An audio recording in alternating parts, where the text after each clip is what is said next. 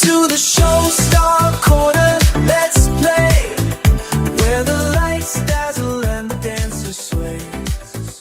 Funk it up, feel the joy. Hello everybody, welcome to Star Corner. Today on this episode, we're going to be talking about what is it like being an exchange student but also a youth member council of the U.S. Embassy. So Thea, thank you so much for being our guest today. So tell us a little about yourself and where you're currently studying now.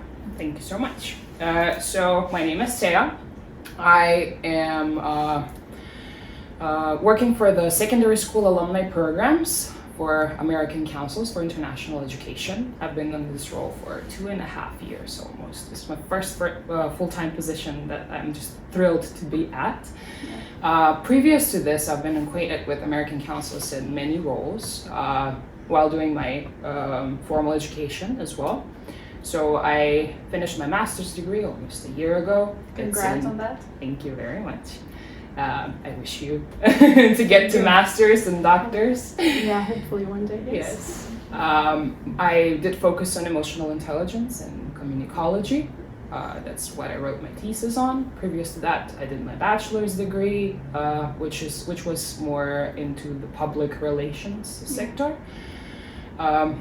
I held different roles. I worked in the public sector as well, in the private sector. Which one was the best one?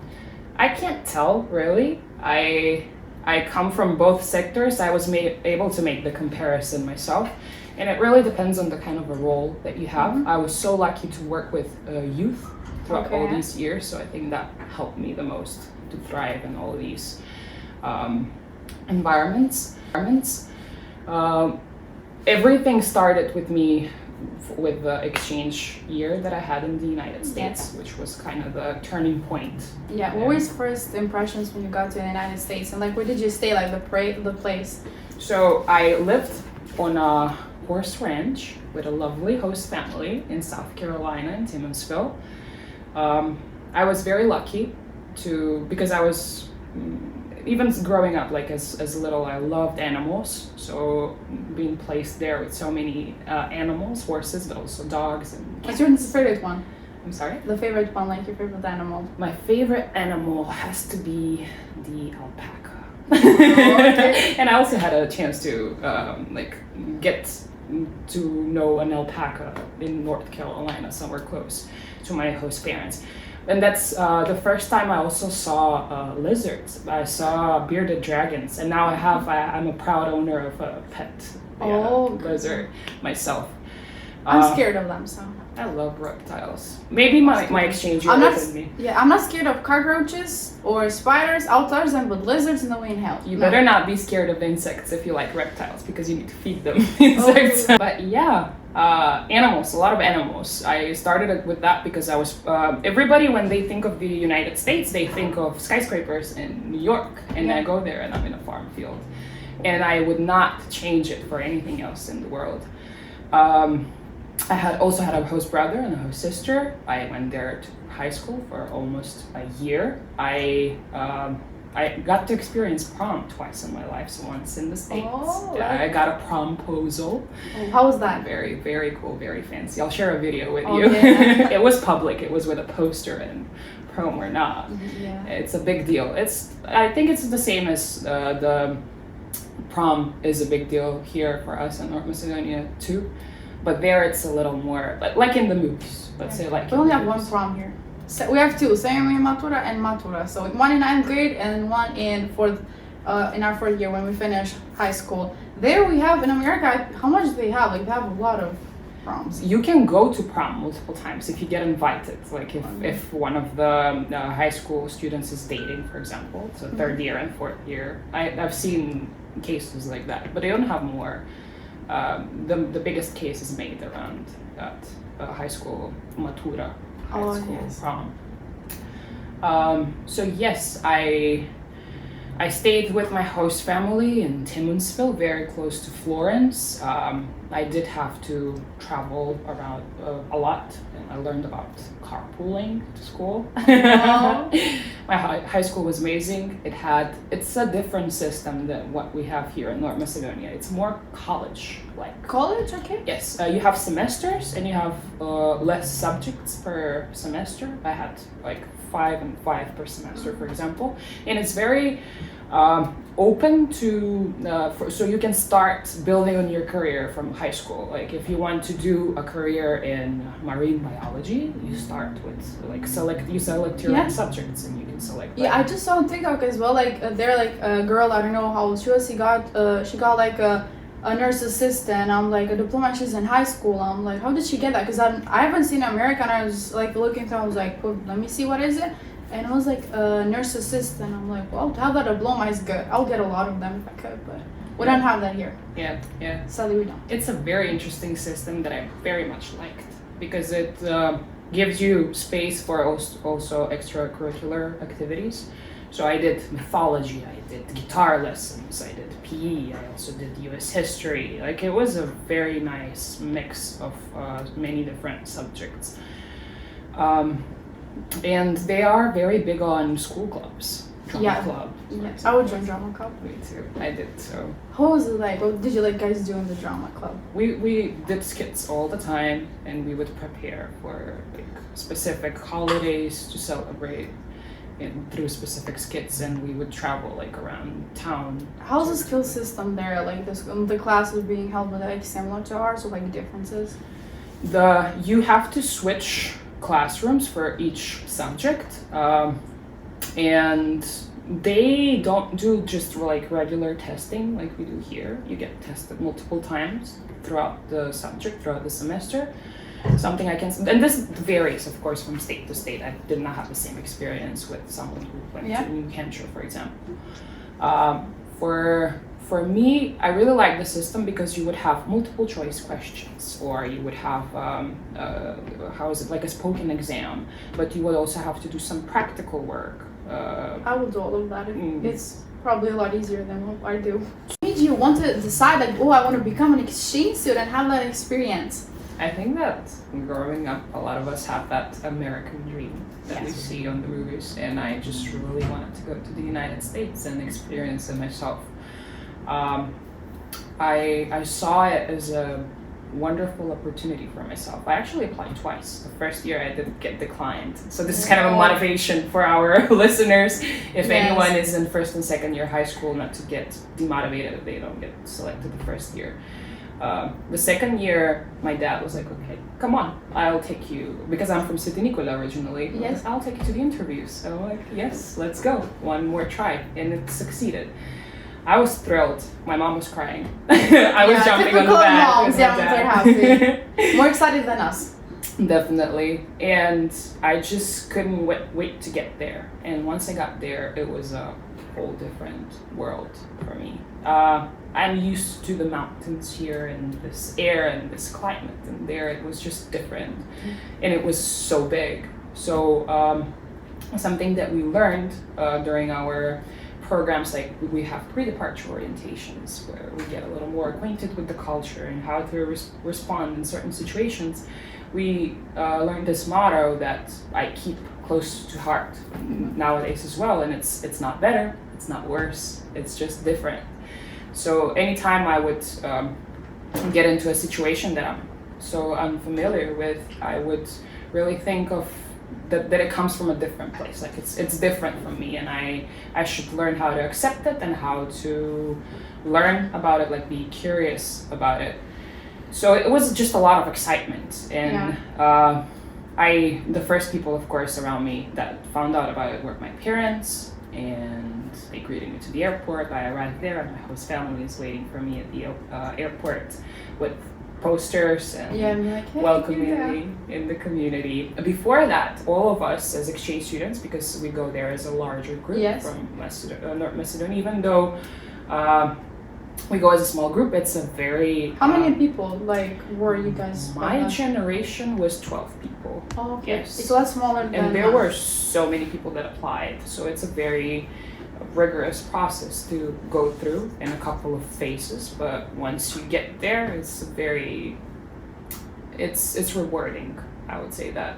So yes, first we went to DC, Washington DC, and we had DCO, which is an orientation while we're in the States. And there are people that are coming from all over the world, and there are students that haven't seen pets, for example, before that, dogs. So we would have an hour where we would go in a field and they can like pet dog and get like comfortable with certain situations.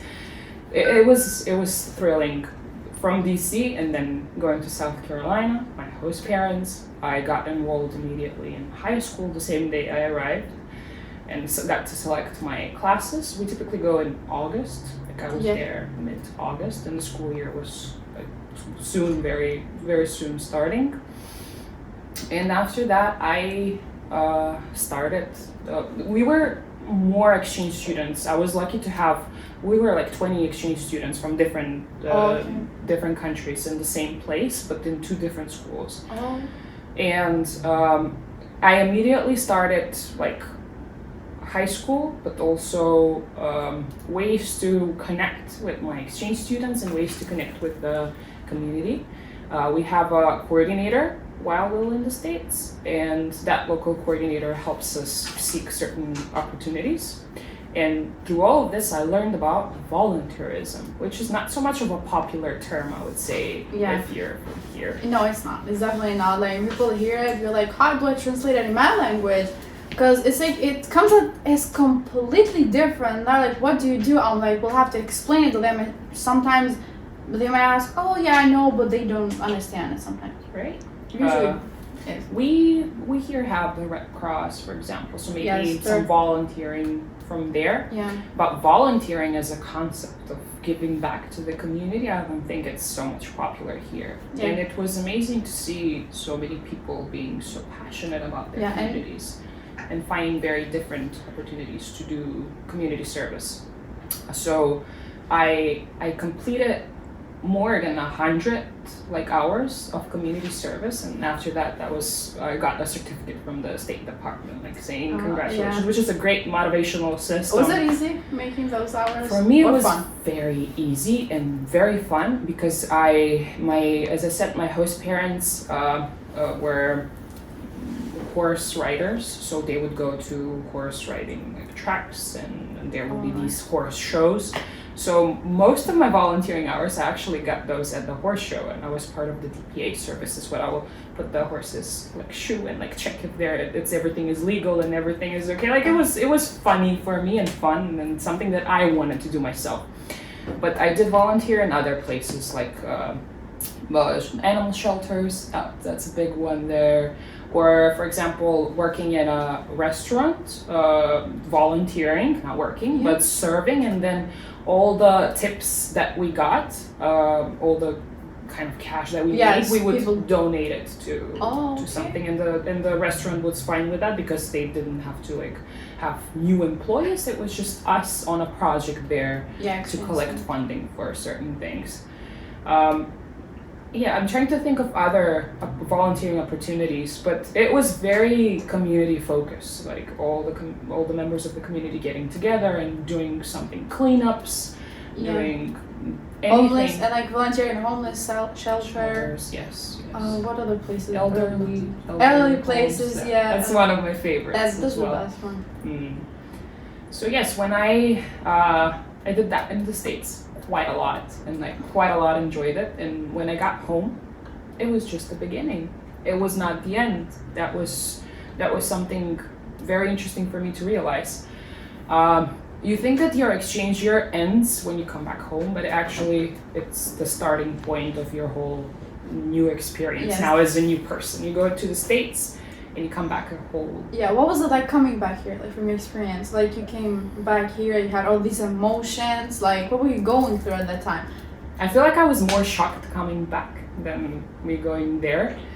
And I was so excited to see my family and my friends, but also I missed third year of high school here. Oh yeah, you missed a third year this year. Missing the excursion here when all of your high school friends got together on the bus and went to that Europe trip, right? So I feel like I missed out a lot at home, but it's very easy to catch up. If you want to, like you just have to give yourself a little bit of time, and it was easy for me to reconnect again with my community and my friends. Yeah. And I wasn't ready yet to leave for college. Like again, I wanted to go somewhere abroad, but I just came back from exchange. So I was like, okay, let's focus and finish high school fully and then move on to the next chapters. So coming back, it was a lot of mixed emotions. It took me 2 or 3 weeks to adapt. There are many new things that you learn while you're abroad. Yeah. So I, for example, they pick me up from the airport and I put on, like I get in the car and I put on my seatbelt and my brother is looking at me like, what are you doing? And I'm like, you know, and I kept it as a practice. I learned something new, you know, and something that we should do here as well. Always so I'm not going to be ashamed of like putting on my seatbelt. Yeah, it's a safety thing. But something bad that I learned, for example, What did you learn? Is I wouldn't say like it's food waste, but maybe it was a kind of a cultural part of where I was in the States, where, for example, they greet me at home with cake, and I eat, like, when I came in Sveti Nikola, and I ate half of the piece and I couldn't finish the rest, and I like throw it in the garbage.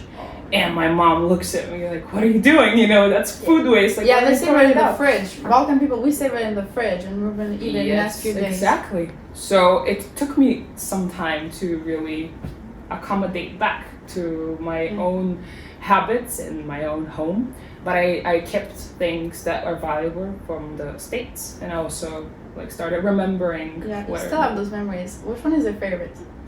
My favorite memory from the exchange? Yes. If I have to pick just one, I was lucky enough to go to a mid-year orientation from my placement organization. It was AYA, and they took us on a trip to California, San Francisco, in the sequoia trees at a YMCA camp. I thought that place only existed like in the movies. It does not. So one of my favorite trips and one of my favorite memories, I would say, comes from that trip, being able to reconnect with so many exchange students midpoint of your exchange, to remember why you're there, and to also see some of the people that you already saw in DC. And it was also a beautiful landscape. So, like, I'm very much of a nature person, and animals and nature and everything. So that's why they have sequoia trees that are super tall. Yeah, like the nature is there, like the trees, when you see like the parks, and like those are beautiful, like places in America. Like it was incredible. It was incredible. So when I want to think about my happy place and going back somewhere in my mind where I want to chill, I would go back in San Francisco. Yeah, at that YMCA camp. Wow. You loved it. Which one is your most embarrassing moment?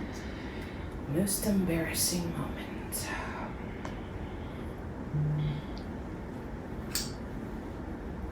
See, I have many embarrassing moments myself too. I had some. I can't point out one moment, but it was like a whole phase of me trying to get used to the Southern accent. Oh yeah, yes. So the first time I arrived there, and my host dad comes and he's like, "What's up, y'all?" And I'm looking at him and I don't understand him. Like, you know, it took me maybe 3 months to. I think I have the Southern accent when I speak in English now. What is like the favorite word they use? Like a word they use, like a favorite. They very ma'am, like they cut them y'all, ma'am, and it was. Can you do a Southern accent? Well, of course. I don't know. Maybe throughout the podcast, we'll see. Yeah, you will notice it for sure. For sure. Yes.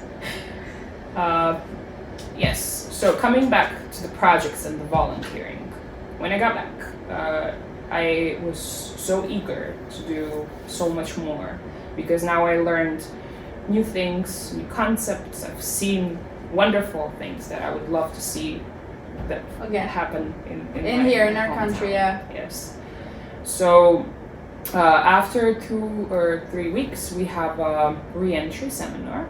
Ours was not so long ago now as well, for the new students, where they get like reacquainted with their new alumni members. Like, they become alumni members of our big YES family in our country.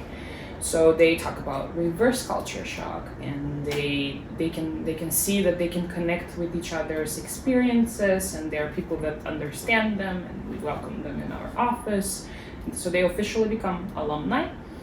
And during the reentry seminar, we learned about alumni opportunities and things that we can do more and roles that we can have here. So I immediately applied to be a city representative, which means you have more responsibility for like a specific region or city in your country to implement projects. So that's how my volunteering experience in North Macedonia starts.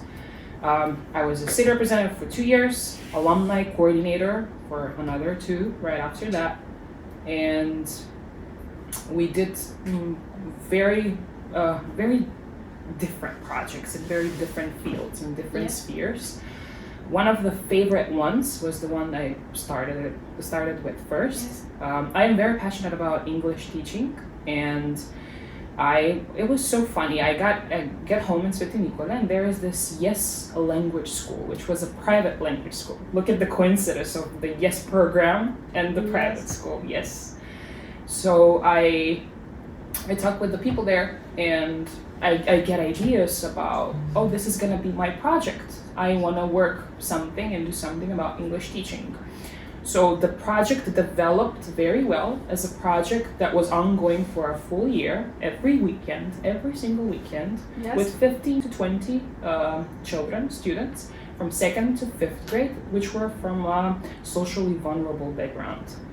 And as I said, they were from 2nd to 5th grade, and when we got into the classroom, I feel like all of them were at the same level of knowledge for English, because they were limited to opportunities to speak it, to practice it, to go to courses, to pay for courses, of course. So we started with the alphabet, and after a full year, they completed exams, and we were able to speak in English, and it was so rewarding, and I still keep in touch with them, which is so great. Cute. Hopefully they're in blood though, because like some people are like, oh, it's not gonna be needed. Learning the language is like knowing a full person. Like if a person can speak 4 languages, that's 4 people, if differently. So a language knowing is knowledge. That definitely about English as well, because it's our universal understanding. Wherever you go now, travel, English is gonna be your like go-to language, like communication, like you need it for that. You have perfect English, by the way. I think so.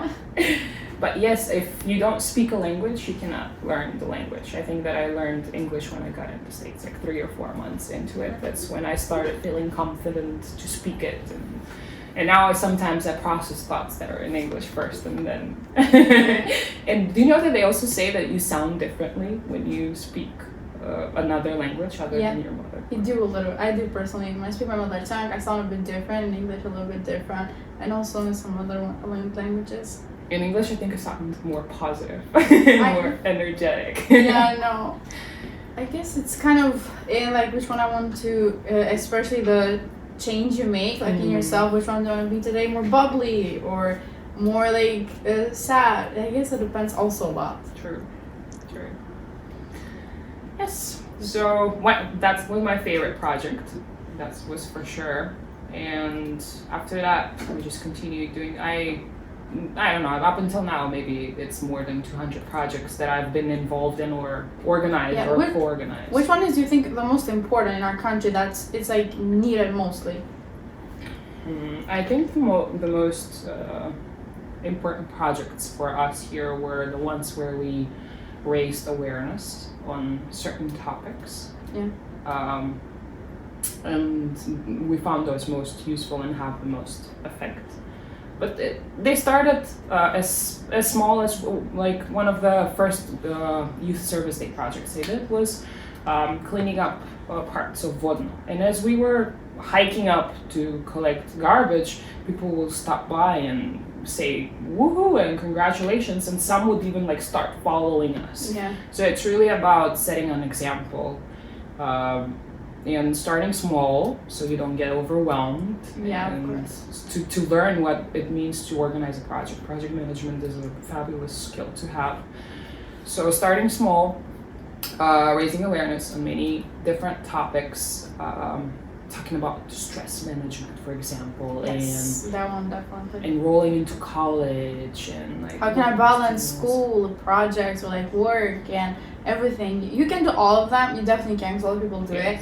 it's something is being a multitasker, but also finding time for that and not overwhelming yourself, because you can do damage to yourself, not anyone's. And then in the day it's for you, you do it for yourself because you like and enjoy doing what you do.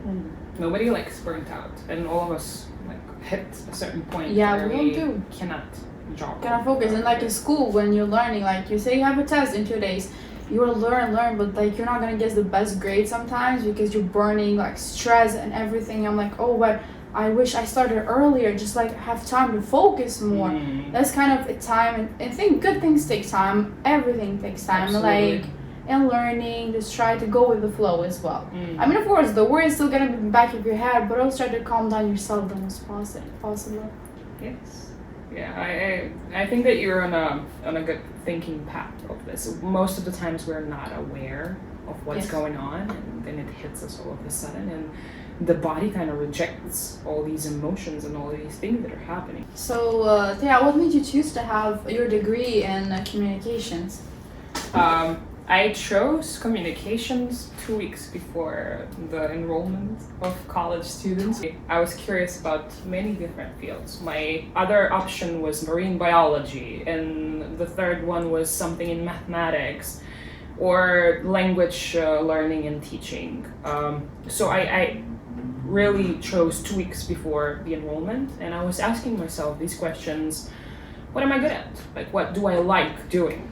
And I learned that I like talking with people, genuinely talking and communicating with people, and I cared about personal and professional branding and all those good stuff. So that's how I got into communications. But how I got into emotional intelligence is that I was so lucky and privileged to work with our former country director, Zdenka Nikolovska, the country director for American councils in Skopje. And she, I was under her guidance when I was a city representative and alumni coordinator, and she was leading with such grace. So, Thea, would you recommend this program to other people?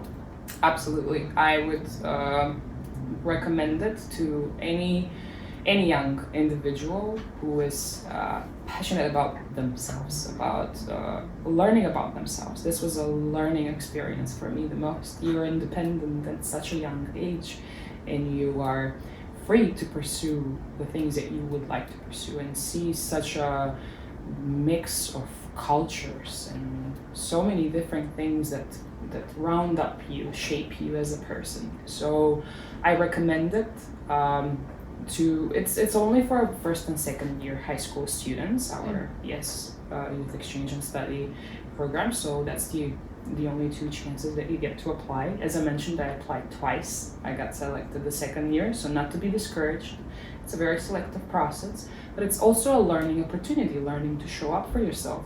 So Thea, what are the 3 words you would describe your exchange? Game-changing, foundational, and epic. Yeah, thanks Thea so much for being our guest today. Thank you for having me. Such a pleasure.